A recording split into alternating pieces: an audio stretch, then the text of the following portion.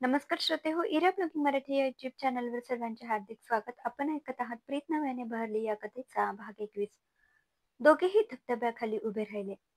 धबधब्याचं थंडगार पाणी सानिकाच्या अंगावर पडलं आणि तिचं अंग शहारलं. तिच्या मागे अंशुमन उभा होता. ती वळली आणि त्याला बिलगली. दोघेही काही क्षण तसेच उभे होते. थंडगार पाणी अजूनही अंगावर पडत होतं.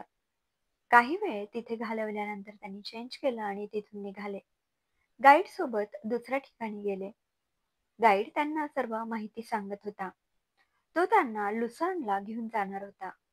त्याबद्दल माहिती सांगत होता. स्वित्झर्लंडच्या मध्यभागी वसलेले, रेव्स नदीच्या काठावर वसलेले 14व्या शतकातील लुसान हे देशातील सर्वात नयनरम्य ठिकाणांपैकी एक मानले जाते. लुसानमधील उन्हाळा आरामदायी असतो आणि हिवाळा गोठवणारा थंड असतो. चला तर मग या ठिकाणाचा पण आनंद घ्या. काय सुंदर माहिती सांगतो हा. हो, आणि सगळी माहिती अगदी अचूक लक्षात असते हे महत्वाचे आहे. इथे खूप फ्रेश वाटतंय. थंडगार वारा शरीराला भेदून जातोय. सानू, तू थरथर कापत आहेस. काय ग, अंग गरम झालंय का? नाही. धबधब्याचं थंडगार पाणी अंगावर पडलं तेव्हापासून थोडीशी थंडी वाजते. हे माझं जॅकेट घे, अंगावर ओढ. अरे पण तुला तर लागेल ना. सानू, माझी काळजी करू नकोस. मला काही होणार नाही आणि मला तुला काही होऊ द्यायचं नाहीये. तुझी जबाबदारी माझ्यावर आहे. तुला जर काही कमी जास्त झालं तर मी तुझ्या बाबांना काय सांगणार? त्याने तिच्या माथ्याला हात लावून बघितलं. सानू, अगं ताप आहे तुला. चल आपण हॉटेलवर जाऊया. आता तू थोडा आराम कर. अंशुमन, मी बरी आहे. अरे खरंच? सानिकाला थोडं गरगरल्यासारखं झालं. ती थोडी लुडकली. सानू, चक्कर येते का? हो, थोडंसं वाटलं मला. ते दोघेही रूमवर गेले. अंशुमनने तिला तापाचं औषध दिलं. तिला झोपायला सांगितलं आणि तो तिच्याजवळच बसून राहिला. झोप लागत नाहीये का? नाही. त्याने काही वेळ तिच्या माथ्यावर प्रेमाने हात फिरवला. तेव्हा काही वेळाने तिला शांत झोप लागली. तोही तसाच तिच्या बाजूला झोपला. सकाळी उठल्यावर तो तिच्यासाठी कॉफी घेऊन आला. सानिका, उठ, फ्रेश होऊन घे. कॉफी घे, औषध घ्यायची आहेत. सानिका उठली, फ्रेश झाली. कॉफी घेऊन तिने औषधं घेतली. तू आराम कर, मी तुझ्यासाठी काही फ्रुट्स घेऊन आलो. अंशुमन बाहेर गेला. सानिका त्याच्या पाठमोऱ्या आकृतीकडे बघतच राहिली.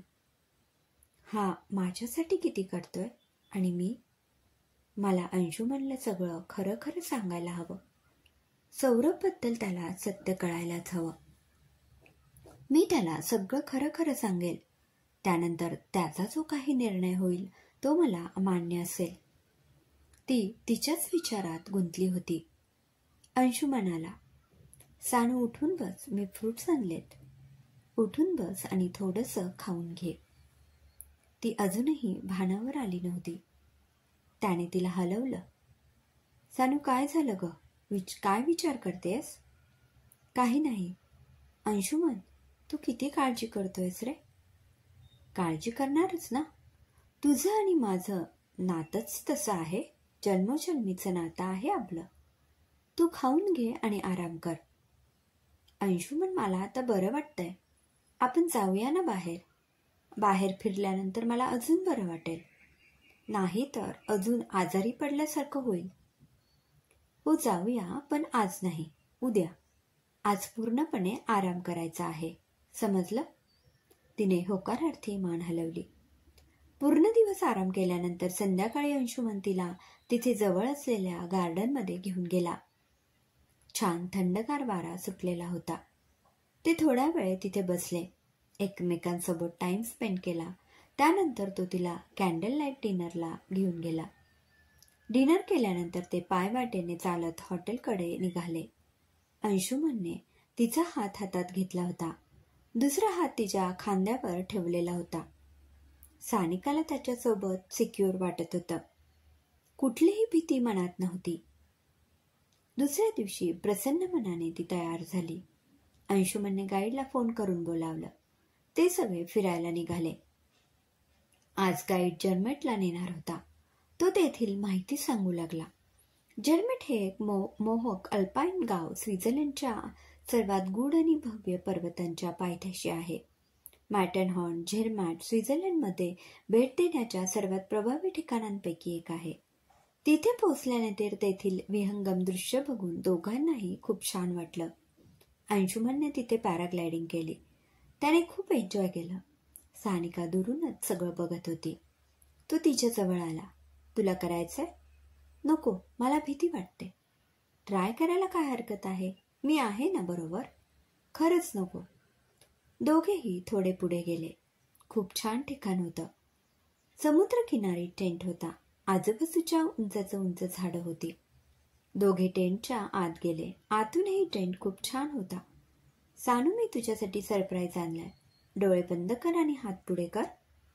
तिने डोळे बंद केले. त्याने तिच्या हातावर एक बॉक्स ठेवला. तिने डोळे उघडले. उघडून बघ. तिने बघितले तर त्यात एक सुंदर स्काय ब्ल्यू कलरचा वनपीस होता. कसा आहे? आवडलं का तुला? अंशुमनने तिला विचारले. सुंदर आहे. चेहऱ्यावर स्मित हास्य आणून ती म्हणाली. मग ट्राय कर ना. आत्ता? आश्चर्याने सानिकाने विचारले. हो, लगेचच.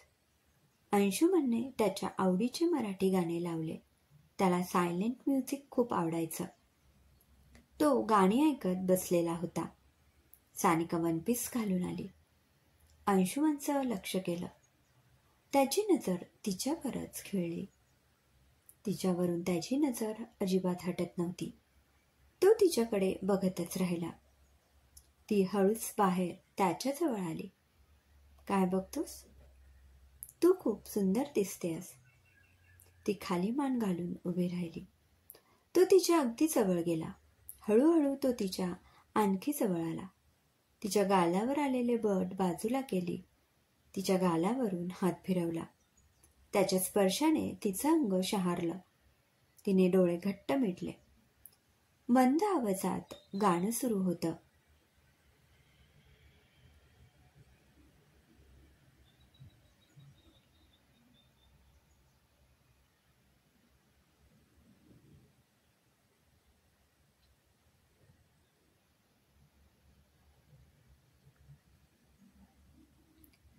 त्याने तिच्या कमरेत हात घातला. तिला आणखी जवळ खेचलं. आता मात्र तिची धडधड वाढली. श्वास फुलला होता. त्याने त्याचा हात गालावरून ओठांवर आणला. तिच्या ओठांवरून हात फिरू लागला. हळूहळू ओठांजवळ ओठ आले. तेवढ्यात मोबाईलची रिंग वाजली. तसे दोघे भानावर आले. दोघेही एकमेकांकडे बघू लागले. सानू, फोन घे. वाजतोय कधीचा. अंशुमन, माझा नाही, तुझा फोन वाजतोय. त्याच्या बावळटपणावरती हसायला लागली. तो फोनवर बोलला आणि त्यानंतर ते तेथून निघाले. गाईड त्यांना पुढच्या स्टॉपवर घेऊन गेला. त्याने पुन्हा माहिती द्यायला सुरुवात केली. बासेल फ्रान्स आणि जर्मनीशी आपली सीमा सामायिक करते. स्वित्झर्लंडच्या वायव्य प्रदेशात राईन नदीच्या काठावर आहे. हे स्वित्झर्लंडमधील सर्वात सुंदर शहरांपैकी एक आहे. विशेषतः वनस्पती आणि प्राण्यांच्या विविधतेसाठी ओळखले जाते. त्यात मैल आणि मैल लिलाक फुलं आश्चर्यकारक राईन नदीच्या काठावर आहेत. सर्व प्रमुख स्विस शहरांपैकीच बासेलचेही स्वतःचे आकर्षक ओल्ड टाउन क्षेत्र आहे. बेसेलमध्ये ढगाळ आकाशासह वर्षभर पाऊस पडतो. तुम्हाला हे ठिकाण सुद्धा खूप आवडेल. गाईडनी माहिती पुरवली. इथेही तुम्ही खूप एन्जॉय कराल. दोघेही मस्त फिरले. त्या दोघांनीही तिथं खूप एन्जॉय केलं. इकडे सौरभच्या अथक प्रयत्नानंतरही त्याचा सानिकाशी काहीच कॉन्टॅक्ट होत नव्हता. तो बेभान झाला होता. तिच्याशी बोलल्याशिवाय त्याला राहावत नव्हतं. तो स्वतःवर खूप चिडला. त्याचं कामात लक्ष लागत नव्हतं. त्याला तिथून निघताही येत नव्हतं. 1 वर्षाचं कॉन्ट्रॅक्ट होतं. वर्ष संपण्याआधी तो तिथून निघूही शकत नव्हता. त्याने पुन्हा एकदा सानिकाच्या बाबांना फोन केला. आधी तर बराच वेळ त्यांनी फोन उचलला नाही. नंतर फोन उचलला आणि ओरडायला लागले. मी फोन उचलत नाही याचा अर्थ मी कामात आहे एवढं साधं कॉमन सेन्स नाही तुला? कॉमन सेन्स तर तुम्ही मला शिकवूच नका. तुम्ही माझं आणि सानिकाचं बोलणं करून देणार होतात. किती दिवस झाले आज त्याला?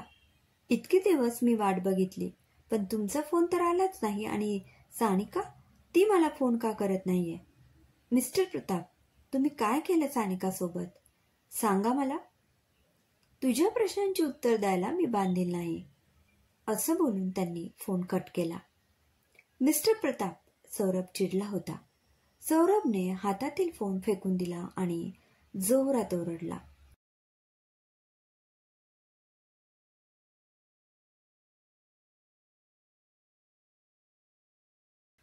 तो बराच वेळ तसाच रडत राहिला.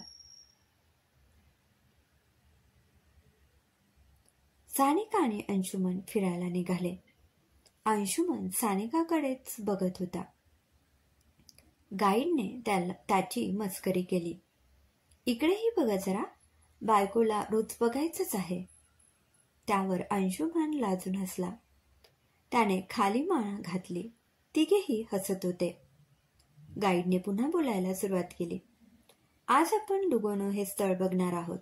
स्वित्झर्लंडचे मॉन्टे कार्लो हे असे टोपण नाव असलेले लुगानो हे स्वित्झर्लंडमधील एक लोकप्रिय पर्यटन स्थळ आहे, जे त्याच्या आरामशीर जीवनशैलीसाठी आणि सुंदर निसर्ग सौंदर्यासाठी ओळखले जाते, जे जगभरातील पर्यटकांना आणि भटकंती करणाऱ्या पर्यटकांना त्याच्या किनाऱ्यावर आकर्षित करते. त्याचं बोलून झालं. सानिका हसायला लागली. काय झालं मॅडम? तुमचं जेवढं कौतुक करावं तेवढं कमी होईल. किती सराईतपणे बोलता हो तुम्ही. मॅडम, आमचं कामच आहे ते. तुम्ही फिरा, एन्जॉय युअर डे. तो तेथून निघून गेला. सानिकाला थोडं अशक्त वाटत होतं. अंशुमनने तिला ज्यूस दिला. थोडा वेळ ते दोघेही एका ठिकाणी बसले. आता बरं वाटतंय का? अंशुमनने विचारले. तेवढ्यात सानिकाच्या मोबाईलवर फोन आला. अनोळखी नंबर होता. तिने फोन रिसीव्ह केला आणि पुढच्याचा आवाज ऐकून तिला धक्काच बसला. तिच्या हातातून मोबाईल खाली पडला. क्रमशः लेखिका ऋतुजा अतुल बैरागडकर.